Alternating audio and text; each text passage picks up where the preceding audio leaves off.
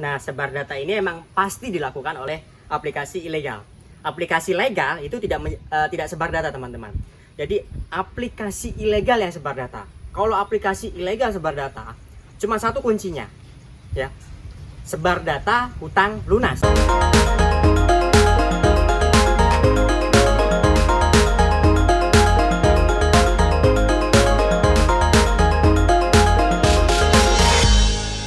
Halo, masih bersama saya Stefanio, sobat Galbay. Jadi di sini saya akan terangin sedikit perihal pertanyaan yang masuk ke WhatsApp saya mengenai sebar data.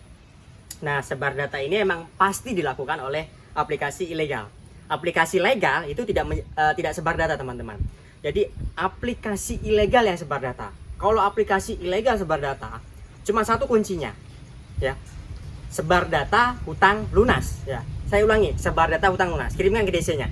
Sebar data hutang lunas. Nah, kenapa saya bilang sebar data hutang lunas? Karena tidak ada perjanjian yang tertera, ya. Ketika teman-teman melakukan pengajuan apply, ya, tidak ada perjanjian satupun. Jika teman-teman tidak membayar, maka akan disebar datanya, diteror ke semua kontak, ya. Tidak ada perjanjiannya.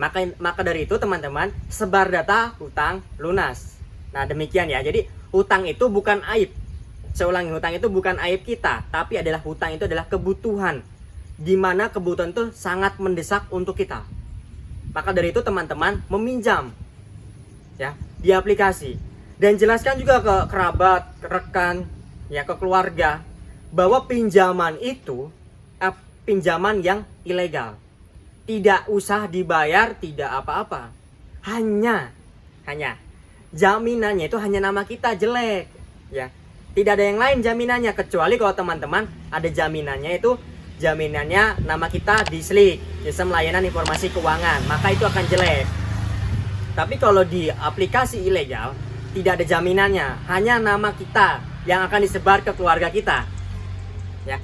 Kalau legal masuk SLIK, ya, tapi tidak semua aplikasi legal bisa masuk SLIK, ya, teman-teman, ya.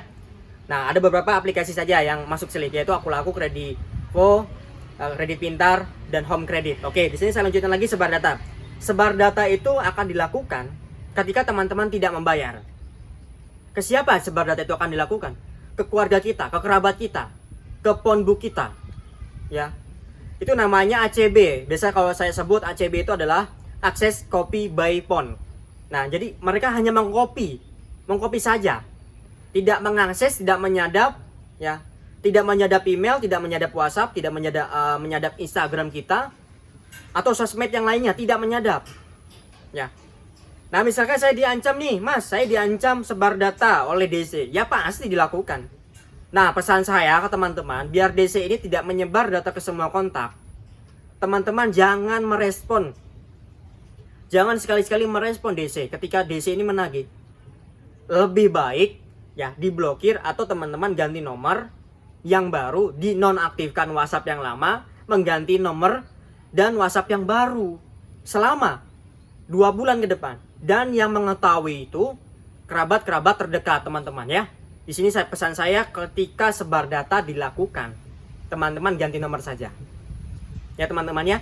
Mungkin nanti saya bisa akan jelaskan lagi perihal pertanyaan-pertanyaan yang lainnya yang akan disampaikan oleh saya sendiri dari kawan-kawan yang akan bertanya. Jika teman-teman ingin bertanya ke saya, bisa japri di bawah di bawah ini, deskripsi ini. Itu ada saya dan ada Pak Adi, lalu ada Mbak Aya jika teman-teman ingin masuk ke grup kami. Jadi banyak sekali teman-teman di seluruh Indonesia yang terkena pinjaman online. Jadi teman-teman bisa masuk, bisa saling motivasi, bisa saling sharing, ya. Bisa saling edukasi. Nanti saya edukasi sendiri ketika teman-teman konsultasi sama saya. Begitu, teman-teman. Terima kasih. Saya Stefanio.